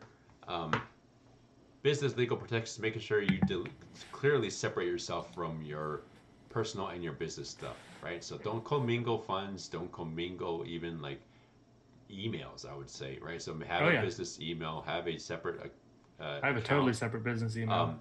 At this point, you can also do a separate federal employment identification number rather than giving out your social security number, right? Because if you have a separate Mm-hmm. legal identity, you also need a separate, you need a federal employment identification number for that legal entity.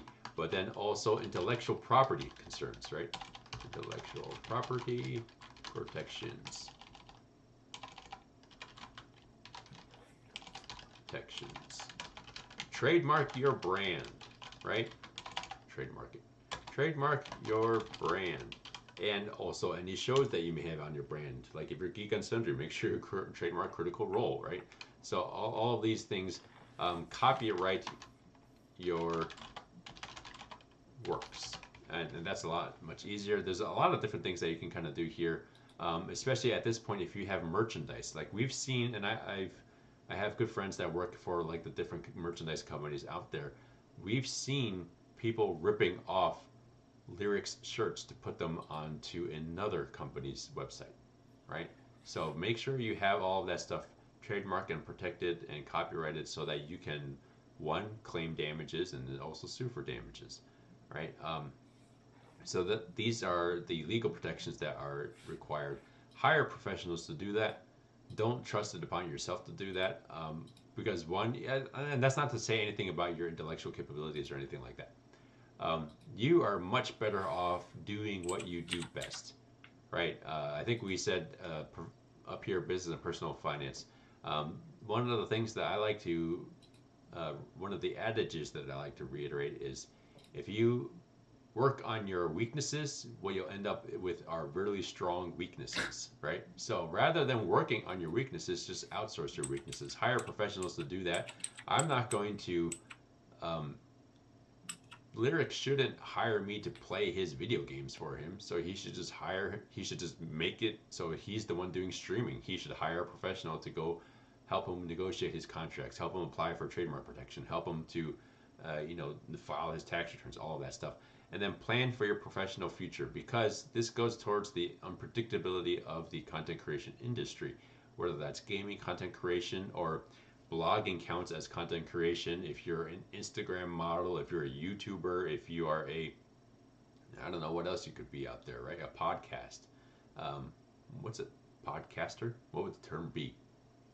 Yeah, podcaster. Yeah, if you're a podcaster, right? So it's hard to say what the future of it is going to be. And if you've put in the work to make sure that you can become a quote unquote influencer to this degree, plan for your professional future, learn how to leverage all of the stuff that you've built into something that may not be as unpredictable as this industry. If nothing else, just make sure that you have good skills and the skill sets that can translate into what could be behind the camera work in the future, or working for a company that deals with influencers in the future, right? So when you're talking about planning for your professional future, this is both from an exit strategy, and like if you're selling your business or anything like that, but also skills, and that can translate to other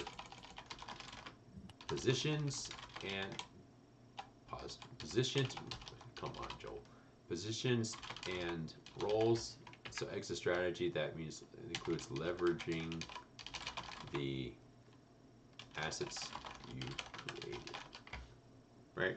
I think the smartest things out there are people who readily build up a brand that they could easily sell to some other big company, right? So if the kind of current political climate continues the way that it does and the rich just continue getting richer, it's probably easiest just to be able to put yourself in a position to get bought out. Right? That's a very cynical outlook, but it's kind of late enough I'm in gonna the say day. awfully cynical. Yeah, that's kind of late enough in the day where I'm okay spouting that on stream. I probably would have been better to spout it on my own stream rather than this new home, this new wonderful home that Logos provided for us. But it is what it is, right? So uh, either way, just making if whether you're as cynical as I am or not, making sure you have an exit strategy, whether that's going off of your own hard work or going to work for somebody else if you're able to do that after being self-employed for so long. Just whatever it is, make sure you have an exit strategy, and that's kind of the important part here isn't so much that your exit strategy is necessarily viable, although that is important, but the important thing is just to have one, right? If you can't tell by now, part Yeah. of the important part of what we're harping on so much is just have a plan, not just kind of go flying by the seat of your pants, because this market is or this industry is crazy enough as it is that you're only doing yourself a huge disservice if you don't adequately plan what you're going to do as much as you can within reason, right? Obviously there are a lot Yeah. of factors out Within reason, always. Yeah.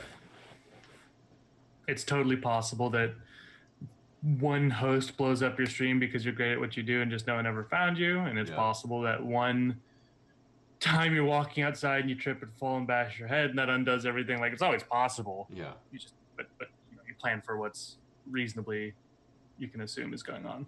Yeah. All right. So at this point, feel free to ask any questions you may have regarding this checklist or really regarding anything else business or legal related. If you really want to know our opinions on some movies or something else nerdy or geeky, feel free to ask us those too. I'm sure if you can't, I'm sure you've noticed that we are highly opinionated people who have no qualms about sharing our opinions. Limited qualms. Limited qualms. Going to Cap's question though. First, huge congratulations on graduating with your law degree. Yeah. I know that is a very, very difficult step. I hate to tell you that's just the first step, but it is what it is, right? As far as being concerned about the unintentional practice of law, that's a good concern to have. Really, the best thing you can do is kind of make sure you have the adequate disclaimers in place on the blog, right at the top or at the bottom. Probably best to do both.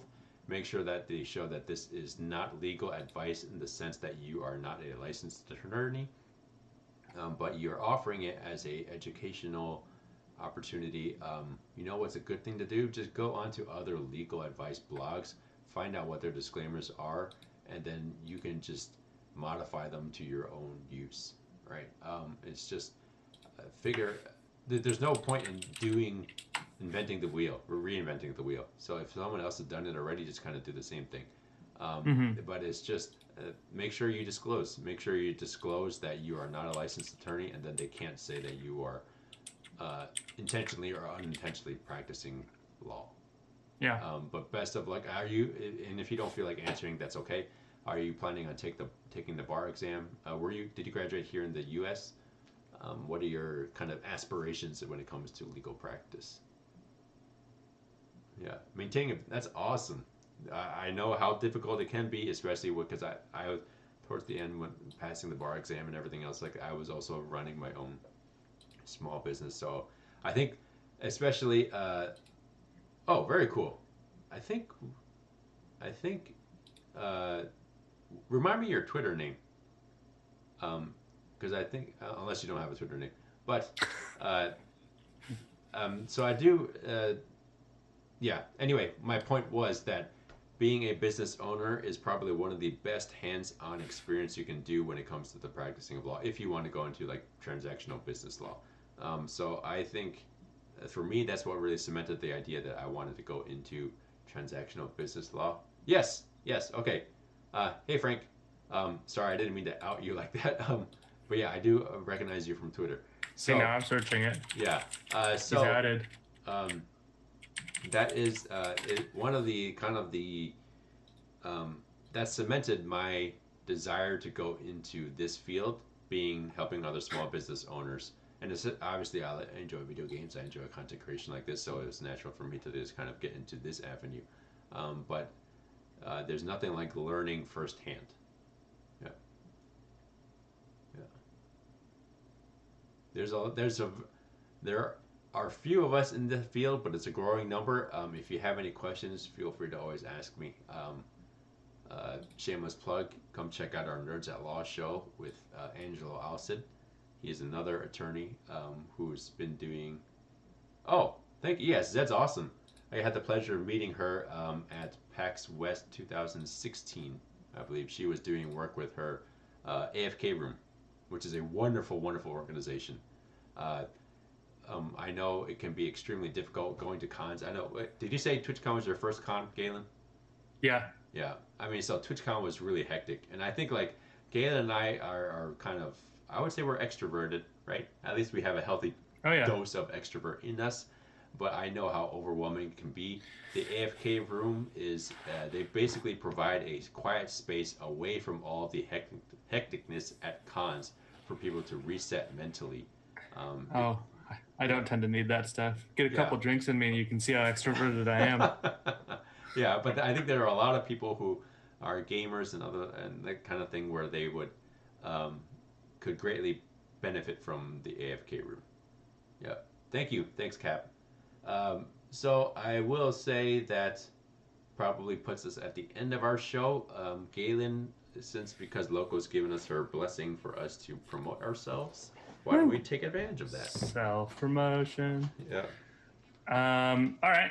So, Chignators on here. My name is Galen Herbstick Cortina. I run a financial planning firm as well as a blog that focuses on personal and business finance for streamers. Let me just pull up all of the links so I can just link to them easily.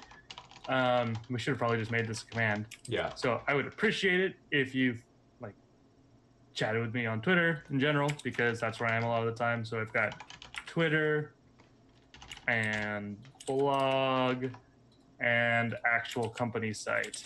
There we go. And yeah, that's me. I help people with their personal finances. And the big part of what I do too is just looking at the business finance side of it for streamers specifically. But most of it is like, do you actually know what you're doing with your money? Are you actually planning for it? Do you actually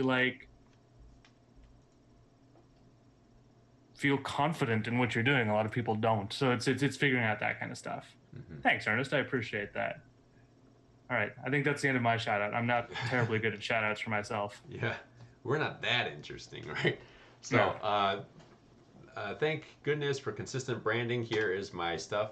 My Twitter is Shang at Law. My Twitch, surprise, is also Shang at Law. Strangely enough, his website is not shangatlaw.com. That is still available for purchase for a mere $12. We're not promoting cyber squatting here, okay?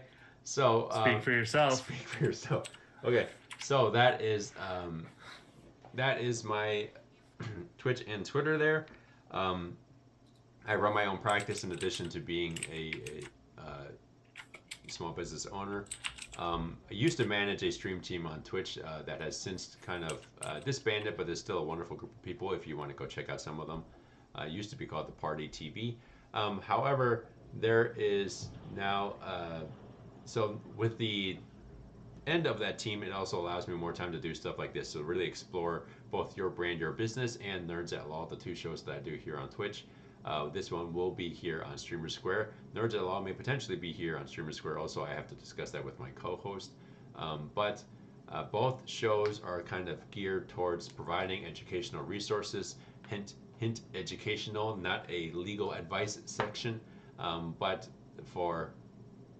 to allow content creators to kind of be less hesitant to tackle those really complicated issues out there. So you can find me there at Twitch twitch.shang@law, twitch.tv/shang@law. The VODs for the previous Your Brand, Your Business shows will be there also. And then also twitter.com/shang@law, where really the only thing I'm posting these days are baby pictures. So much to the chagrin of Galen, but much to the joy of Mrs. My Galen, wife, Mrs. Buffer Katie, Finance. Yeah. Mrs. Herbst Cortina. Yeah, Mrs. Herbst Cortina. So, yeah, that's where you can find us and kind of talk, kind of a deal for only 4K. I would not be sad if Edo is the one who cyber squatted shang@law.com. Yeah. But having said all that, thank you for being here. Thank you for taking your time out of your Saturday afternoon or Saturday early evening to be here at the show. We hope to do a lot more stuff like this. Just because I don't know what the situation is with the StreamerSquare Discord, but for now, this is the Discord that I can control and kind of promote on my own. That is the Discord for me, and we actually Galen's in there also, Ernest is in there also. We have a channel dedicated for Your Brand, Your Business now. Feel free to ask any questions you may have, suggest any topics you'd like to see on this show in the future, and it's not a huge overly active Discord. I'm not doing a good job of selling it right now, but you could help us make it one, right? So anything. See, we're real good at selling. Yeah, we're professional streamers, right? So any final thoughts there, Galen? No, not really. Cap, we are attempting to make this a weekly show. Yes. We have not 100% settled on a time yet, to my knowledge, but we are aiming to make it consistent. Yes. They will. It's safe to say it'll be end of the week. End of the week being anytime from Friday through Sunday. Mm-hmm. Generally speaking, it'll be the afternoon to early evening portion. Yep. Actually, I'd love to hear your guys' thoughts on that. Just let us know what times you think work best for you, either here in chat now or in Discord. But then, yeah, we would like to make this a weekly thing. Lord knows that we have enough to drone on about, but we have to kind of make sure it's interesting too. I don't think you guys would want to hear Galen and I go back and forth about our StarCraft experiences or our other video game backgrounds. I could talk about StarCraft for a long time. They just re-announced the After Hours Gaming League, the thing that Day 9 did 5 or 6 years ago at this point, where if you work for a really big company, it's a tournament, like a long, several month long tournament between the different companies in different ones. It started off with StarCraft. I played in it for StarCraft. I now work for myself, so I couldn't be a part of it, but it was awesome. That's pretty cool. So it's like, what, like HP versus Facebook in StarCraft or something like that? Yeah. Epic beat, which is the company I was at, beat, I think it was IBM at the end of the first season, but it was like IBM, Palantir, us. It's essentially video game intramurals for corporations. Oh, that is 100% correct. That's exactly awesome. Accurate, really cool, and it was though. Incredibly fun. Yeah. And it actually was one of the things that helped get me into Twitch. I'd been watching stuff on YouTube, and that was one of the things that helped get me into Twitch, was this league that Day 9 and his business partner Eric put on, and they did an awesome job of it, and they finally brought it back, so I'm sure they're going to do another awesome job of it. Yeah. Tangent complete. Yeah, tangent complete. I'm like, for me, I'm trying to explore more games that you can play with one hand now, essentially because the other hand is usually doing something baby related. So I might be getting back into Hearthstone. Yeah. That could have wandered into such dangerous territory. Yeah, get your mind out of the gutter, Galen. Yeah, but we are. So I am kind of thinking about going back into Hearthstone. I used to play that a bit, but it's been a long time. I do like. I've been collectible card games. It's terrible. Yeah. It's amazing and terrible both. Yeah. Other than that, what else been going on in your geek life? I've been catching up on the I've MCU. been playing Divinity Original Sin and RimWorld. Yeah. The first Divinity Original Sin, it was on sale. The original Divinity Original Sin. It was on sale on Steam for like 2/3 off or something, and I've been meaning to play it. It's exactly the kind of game that I like. I finally got it as a birthday Isn't present to that a myself. isn't that a multiplayer RPG It kind of thing? it can be, But but you can do well enough just playing by yourself. I mean, you control it. All it is that one of the pawns, an extra one of the pawns is controlled by you instead of someone else, Gotcha. which in my opinion actually makes it go better. It's Cool. easier to That's have to very rely cool. on some other person. Messing up your stuff. I played enough Dota to have real doubts about the efficacy and sanity gamer. of my fellow man. Yeah. Yeah. You used to play a lot of Diablo 2, or 3 rather, but then. I never got into Diablo. I played WoW way too much, and I like StarCraft. I like Warcraft 3, and I enjoy like most of their IP, and I just never got into Diablo. Because I played 2 when it was in high school. When I was in high school, that's dating myself. But then, so I definitely didn't play 3 when it came out, but then just kind of got into it. And like I know most people like to play it on a co-op basis, like running with other friends. But then Yeah, it's actually that was quite more enjoyable fun. single player too. Yeah. It was more fun for me playing it co-op for sure. Yeah, I've heard great things about Xenoblade Chronicles. I still have like the first, all the other. Oh, thanks a lot, Tyler. I still have all the other Xenoblade games to kind of get through. I think I started with the first one that was on the 3DS. I started that when I was in vacation. Wow. Yeah. You know what I'm really excited for actually for gaming? I asked for a combined birthday and Christmas present from all of the family, and I'm getting a Switch. Nice. Yes. Very nice. That I am excited for. I'm going to get Mario Odyssey and Breath of the Wild, and my wife is going to get, well, she already has, she's in the other room reading, so I can probably say this. Surprise. She already Don't watch the stream, Katie. She's not watching the stream.